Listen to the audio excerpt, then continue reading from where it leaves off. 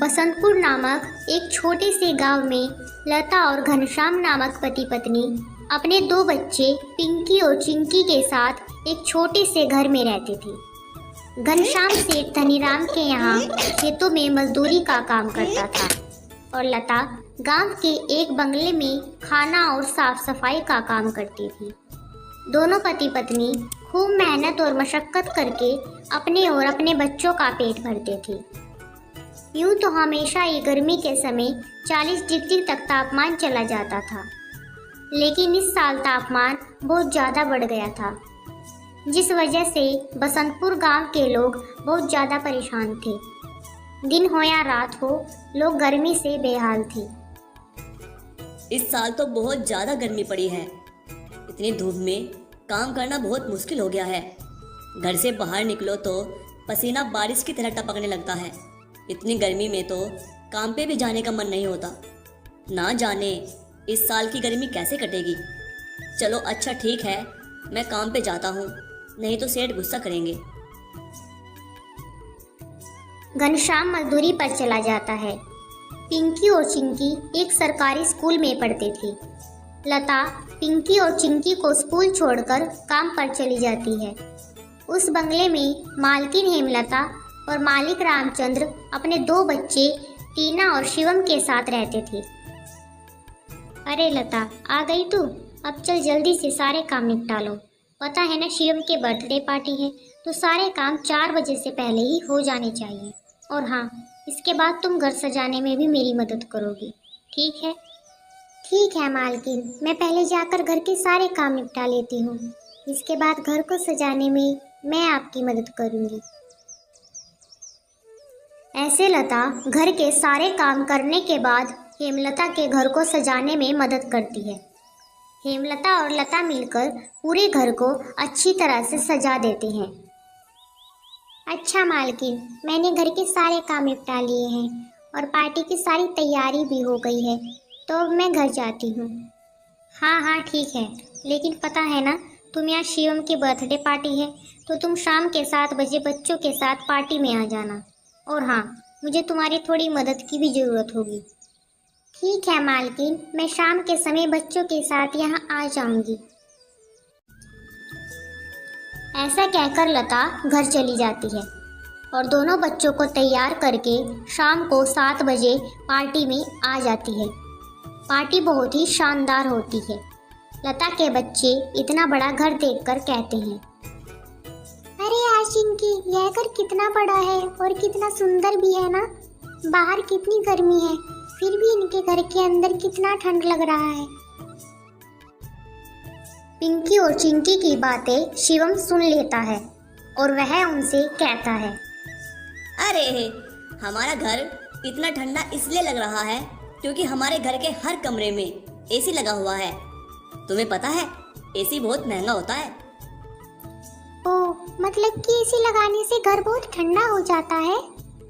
दीदी, हम भी अपने पिताजी को अपने घर में एसी लगाने के लिए बोलते हैं। हमारे घर में भी बहुत ठंडा लगेगा।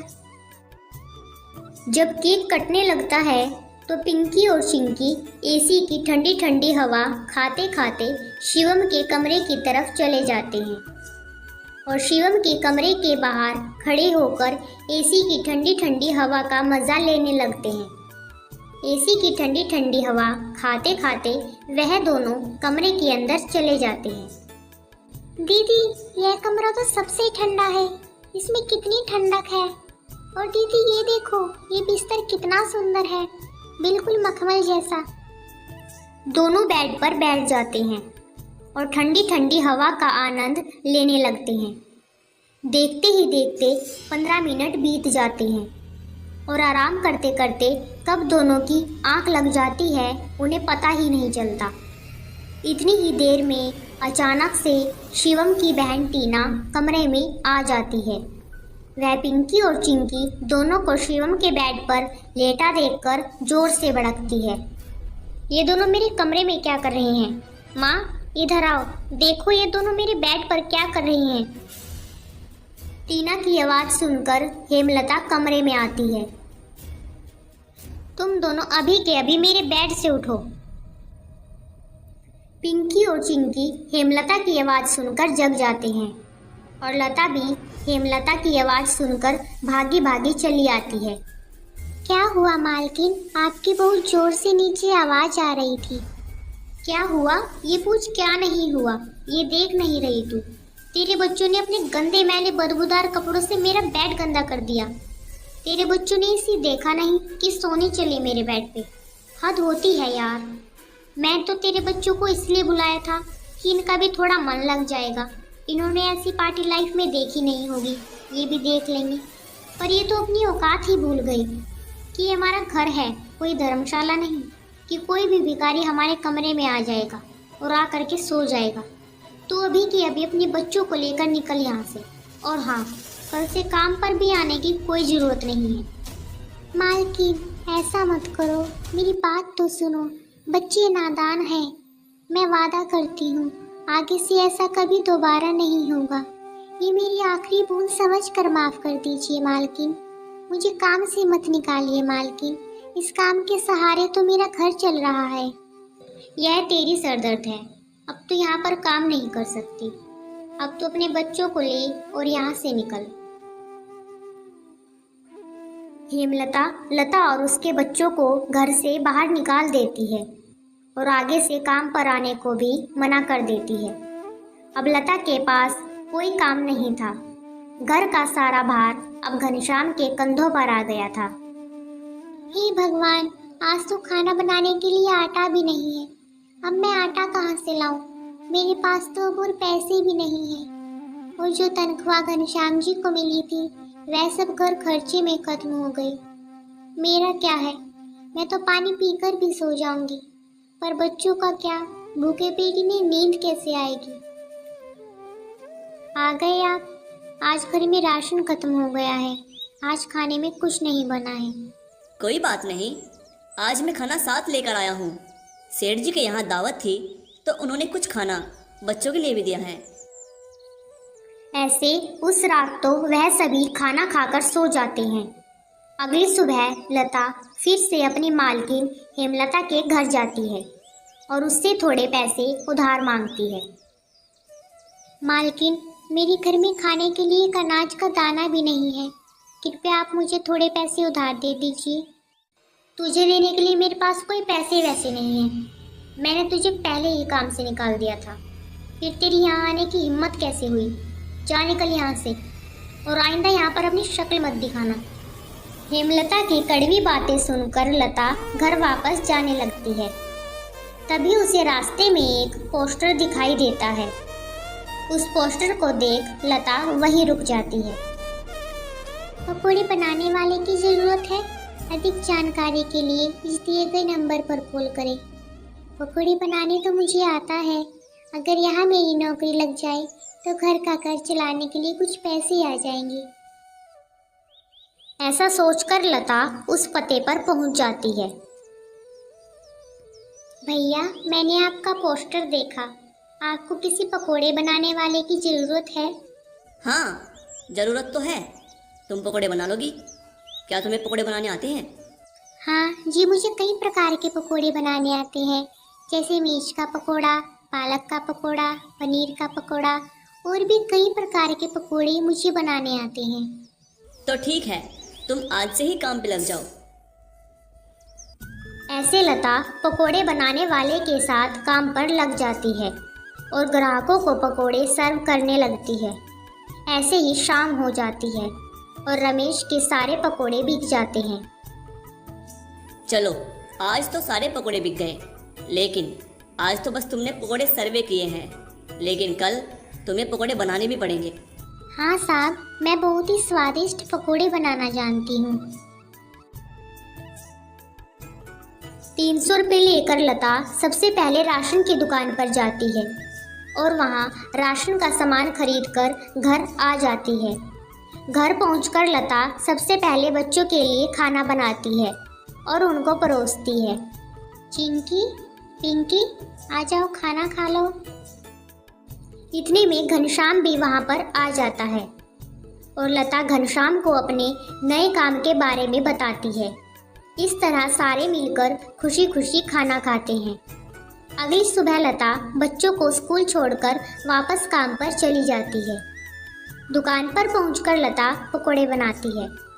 लता के बने हुए पकोड़े ग्राहकों को बहुत पसंद आते हैं।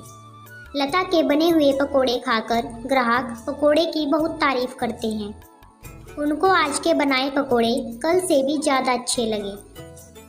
अरे रमेश भाई, आज के पकोड़े खाकर तो मज़ा आ गया भाई, मज़ा। क्या पकोड़े बने हैं भाई, इससे ज़्यादा स्वादिष्ट पकोड़े भाई आज से पहले मैंने इस सड़ैन होटल में कभी नहीं खाए। आखिर ऐसा आज क्या मिलाया है इन पकोड़ों में जो इतने स्वादिष्ट लग रहे हैं ये।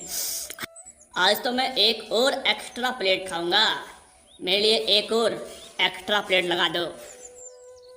ऐसे रमेश अपने ग्राहकों के मुख से पकोड़ों की तारीफ को सुनकर लता से कहता है। अरे लता, तुम्हारे हाथों में तो जैसे जादू है। ग्राहक एक प्लेट पकोड़े खाकर एक और प्लेट मांग रहे हैं। तुम तो सच में बहुत अच्छे पकोड़े बनाती हो। तुमने तो कमाल ही कर दिया। वैसे तुमने ऐसा क्या मिलाया है इन पकोड़ों में जो ग्राहक तुम्हारे पकोड़ों की इतनी तारीफ कर रहे हैं? साहब जी, ऐसा कुछ खास नहीं मिलाया है, बस थोड़े से नमक मिर्च मसाले बराबर मात्रा में डाले हैं।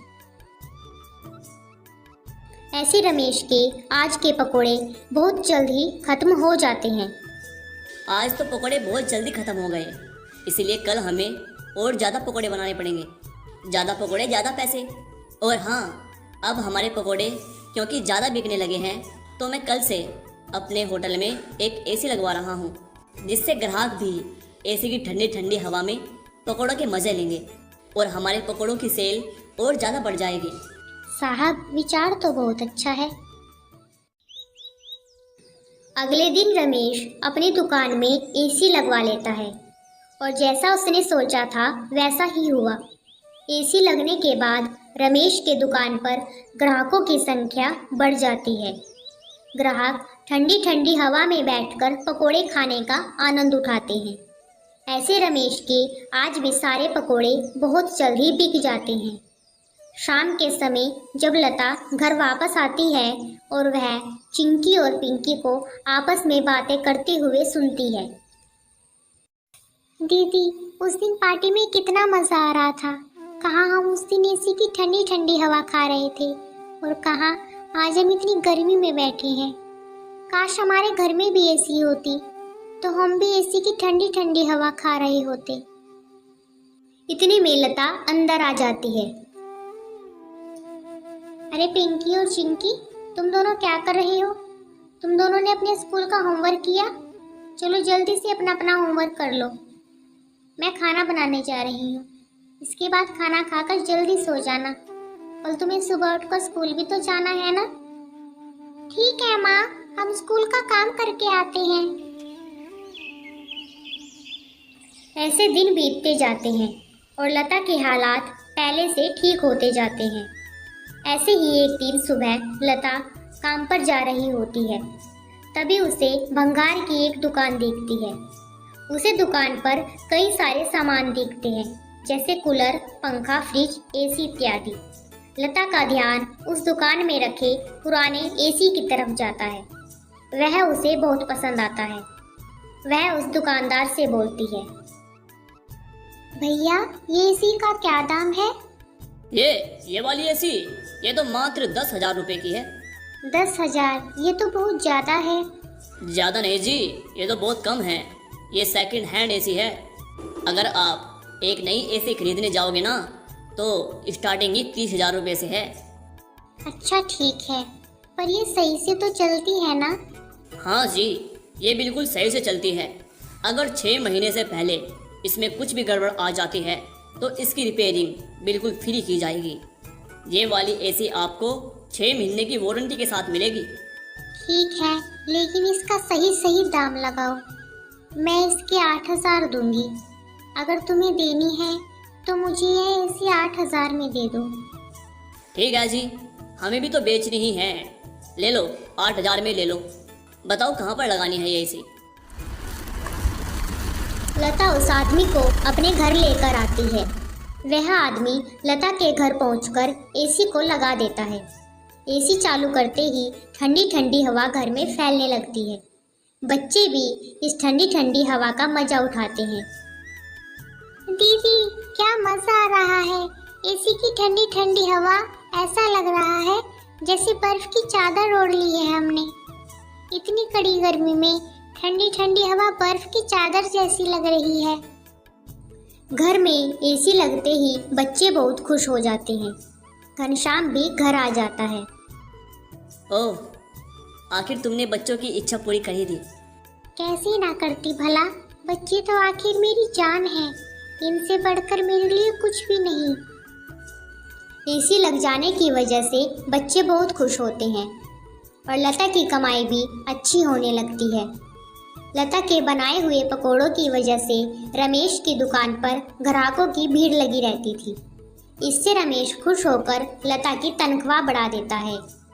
थोड़े दिन बाद घनश्याम भी सेठ धनीराम के यहाँ मजदूरी छोड़कर लता के साथ पकोड़े बनाने लगता है। दोनों को रमेश काफ़ी अच्छी सैलरी देता था, जिससे उनका घर खर्च काफ़ी आसानी से चल जाता था। बच्चे पूरी गर्मी एसी की ठंडी ठंडी हवा में गुजारते हैं और इस तरह वह लोग अपना जीवन खुशी खुशी जीने लगते हैं।